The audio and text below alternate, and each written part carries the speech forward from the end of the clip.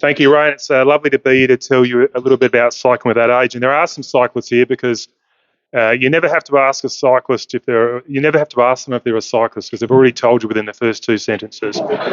And my father's a cyclist. He's 78, and he's still trying to work out whether, for cycling at that age, whether he would be a pilot or he would be a passenger. But I'm sure you'll all be looking around the room. You'll be pilots. Now I'm going to start with a video. So let me just cue that up. It's about a 3-minute video. And this is from the Gold Coast chapter. Now, why isn't that updating?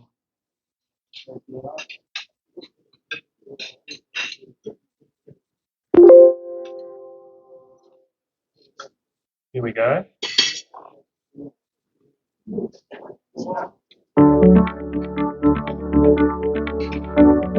Oh, it's been a wonderful experience.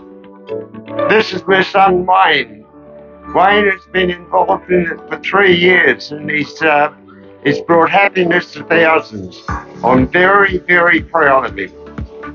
For many people, this is their only outing each week, and for a lot of people, it's the highlight of the week. They get out, they get fresh air, they get sunshine, they get interaction with community, and a feeling of being valued. When you see the people get off and the big smiles on their face, you know they've had a wonderful time. One of the greatest things is being part of such an awesome team of people. We have people that are non-verbal who start to sing or have amazing, wonderful reactions, and dementia patients we have had burst into song. We've had people crying, their loved ones crying because they haven't heard them speak or sing for years. Us as volunteers quite often end up coming back with tears in our eyes because of the wonderful experiences that we've had along the way. I'd love to see it all over Australia. I survived a rather large roadside stroke 6.5 years ago, which completely changed my life. Before the stroke, I was a really active, engaged, outdoors kind of person, like bushwalking, bike riding. Oh, I think the top 3 things are the fresh air, friendship, waving to people, scenery that you see. Quickest way to make friends, mate, quickest way. It brought me back young when I was spraying that little fella with the thing. I really enjoyed myself. I think that was the highlight of my day. I'd like to thank Cycling Without Age for the opportunity to engage in outdoor activities again in a way that gives me joy. Oh, you go back home and you can relax and think, oh, what a wonderful day it's been. What a wonderful experience.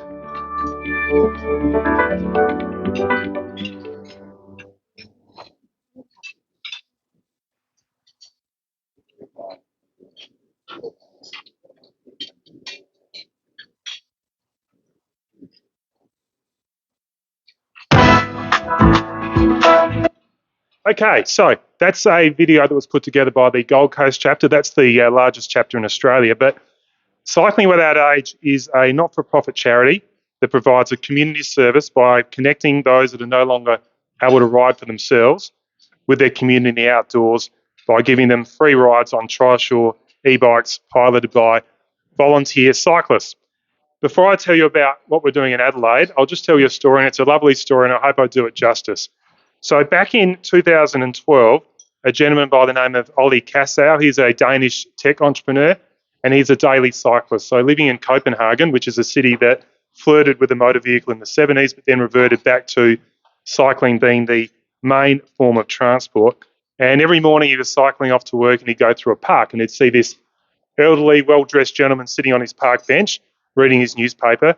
And Ole thought, well, I love cycling every day. That bloke probably enjoys cycling every day. He's no longer able to. So that gave him an idea. And Ole rented a trishaw the next day and he turned up at his local nursing home, which is something that, you know, you'd think with red tape it'd be a tough thing to get through. But he turned up with his rented trishaw and he spoke to one of the staff there and said, is there anybody that'd like to go for a ride? And the staff member disappeared, came back a few minutes later with a lady whose name was Gertrude. And she said, well, Gertrude and I would love to go for a ride. So Ollie loaded them up and said, where would you like to go, Gertrude? And she asked to be taken to a place that she remembers from her life in Copenhagen before she was put into the aged care facility.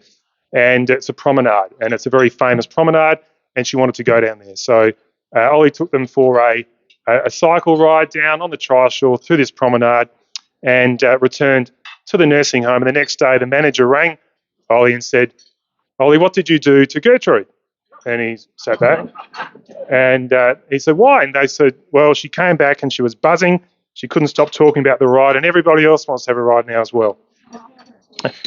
So the city of Copenhagen then assisted Ollie in purchasing 5 trishaws, and it's grown from there. So from one man's inspiration, as of today, it's amazing really, there are 3,000 chapters of Cycling Without Age around the globe.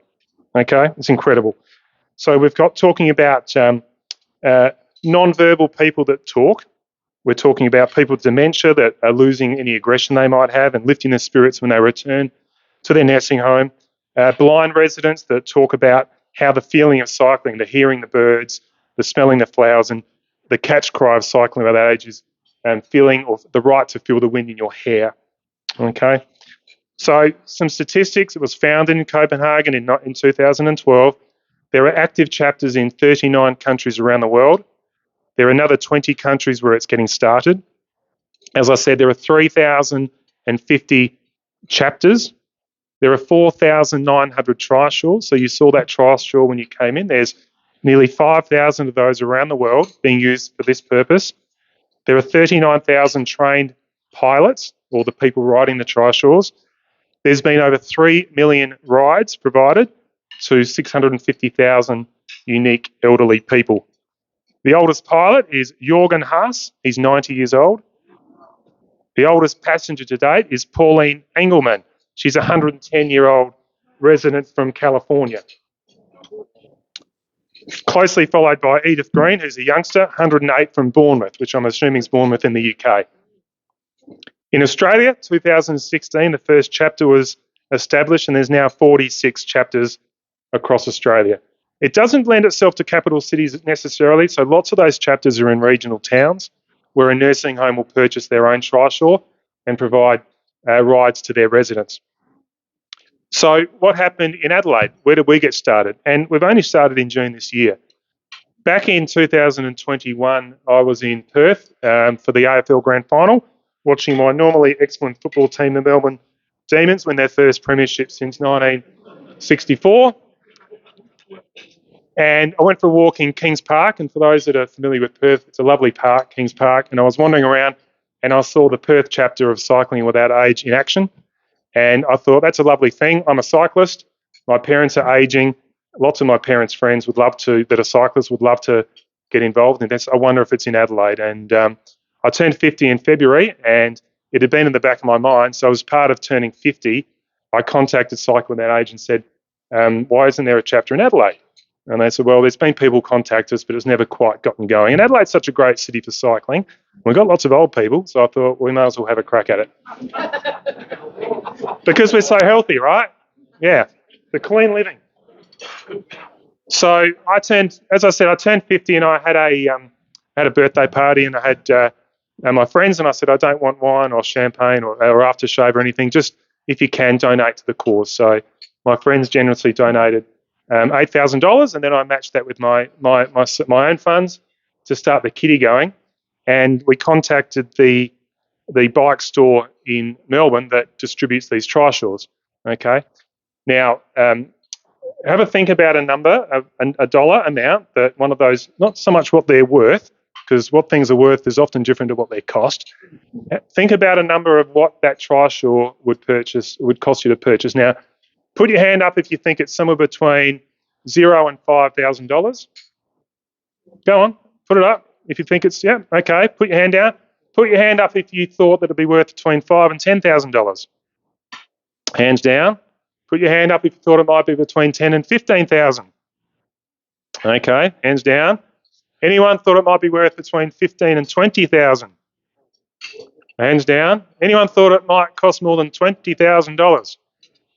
No one. Well, they cost $22,000. Yeah. They're really good quality, but it's a lot of money, right?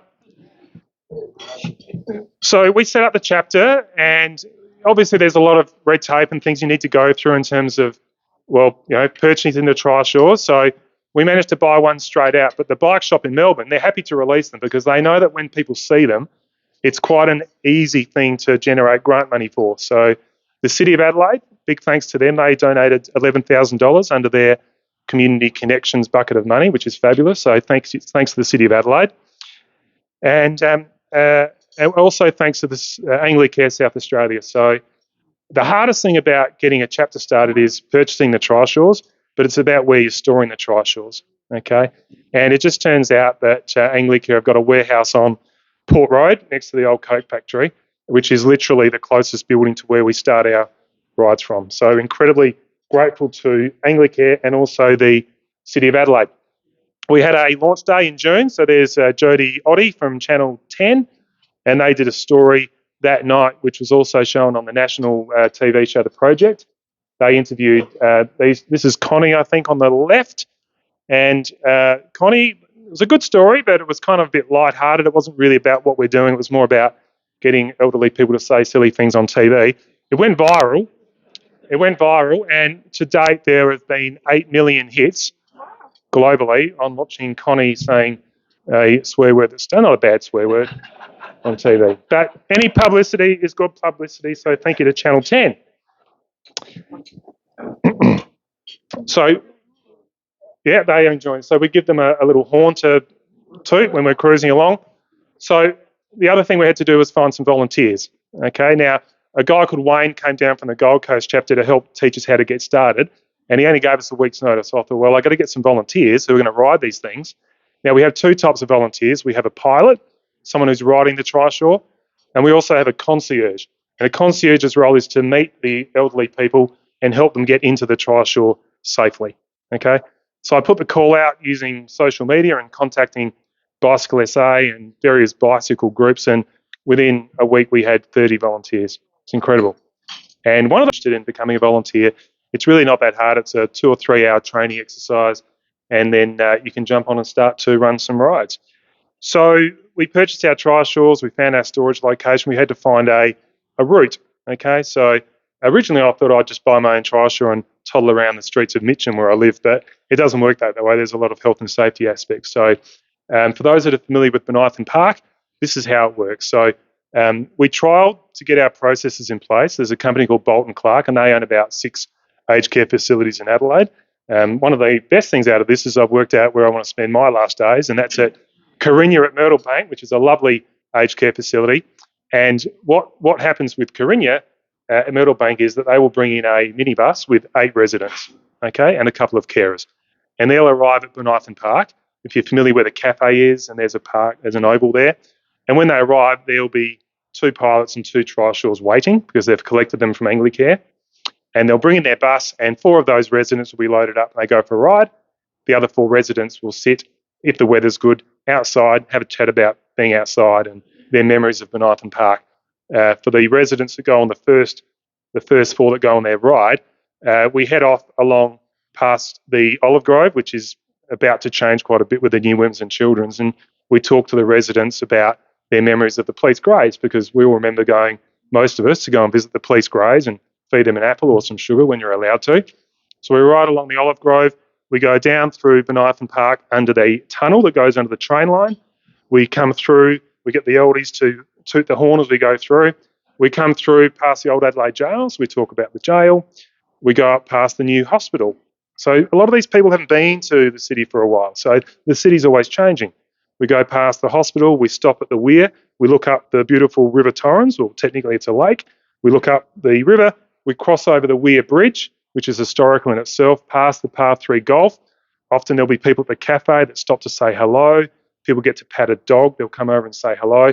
So that whole aspect of living in Adelaide, it's an Adelaide thing. A friend of mine married a Melbourne girl, and when he moved to Melbourne, she had to tell him to stop saying hello to people on their daily walk. Apparently it's an Adelaide thing. She goes, people think you're a weirdo. And when she comes over here and she goes for a walk and everyone's saying hello, and she says, it's just an Adelaide thing. So people will stop and we'll talk to people, and we'll go along through Pinky Flat. We'll go up to Adelaide Oval, and we'll turn around just back here at the underpass, which I thought I had a photo of. The pedestrian bridge is where we turn around, just there, and then we come back the other way. Now, when we come back, we go through the playground at Reigniting Park. There's often little kids there, so elderly people, they may not have grandchildren in Adelaide, they may not have grandchildren, so we stop there, the kids come over and say hello. So just that act of being outside and talking to people that you don't normally see, it's just a wonderful thing. So we're running every Friday. We're just about to kick into Thursdays as well, and we will extend it beyond Corinna. So the people in the Bolton Clark group, they're staying in some really nice aged care facilities. They have a lot of stimulation and food and the like. So we want to make sure that this is extended out. So Anglicare has 6 residential facilities. They also have a market bus where they collect isolated people from home and take them to the central market. So they're going to start to bring them to Reigniting Park so they can go for a ride. And there's an interaction between the pilot and the passengers, which is lovely. Okay, it's cross-generational. It's all sorts of things. The Anglicare have aged care facilities, and they'll start bringing some people as well from other parts of Adelaide. So today is really about telling you good people about cycling at that age, asking you to talk about it with other people. If you're a cyclist and you love to be involved, get in touch. If you know someone would like to be taken on a ride, get in touch. Taken on a ride in a trishaw. If you've got any ideas, we are obviously applying for grants left, right and centre. There's a number of sizable grants that we can apply through the state government and the various councils. If anybody had any ideas about Foundation SA, Impact 100, there's all sorts of places that we're trying to connect into because we want to buy another trishaw and another trishaw. The next trishaw will be a wheelchair trishaw. And if you think about it, our start point at Reigniting Park is adjacent to the new Women's and Children. So hopefully in 2 years' time, we'll be having some kids that are in hospital to be able to pick them up and take them for a ride along the River Torrens, which would be lovely. It is purely voluntary. We don't charge. None of us get paid. We're all volunteers. We don't charge the passengers anything to go on a ride. It's not tied up with NDIS or the Commonwealth Home Support Program or anything. It's purely not-for-profit. And we're looking forward to maybe ending up with 6 trishaws in 3 or 4 years' time. The Gold Coast has 12 trishaws, so you can imagine that 12 trishaws trundling along the banks of on the Gold Coast, and so we think 6 would be a really good number to get to. And if you do the sums on that, it's a sizable amount of money. So I'll just finish off with 3 or 4 quotes from some of the passengers. The ride brought back so many memories of when I used to cycle with my friends. It felt like I was young again, and I was so grateful for that moment. I never thought I'd get to feel the wind in my hair and see the world from a bike again. It was a beautiful experience and made me feel so alive. The joy on my grandmother's face during the ride was priceless. It's something we'll both cherish forever. The ride was a reminder that simple pleasures can still bring so much happiness. It was the highlight of my week. So there's my allocated 20 minutes. I'd love to hear some questions from anybody. I'm sure you've got some questions. And are you going to convene that, Ray, or shall I just ask people to do that, or otherwise? But it's been lovely to speak to you this afternoon. Thanks, Tom.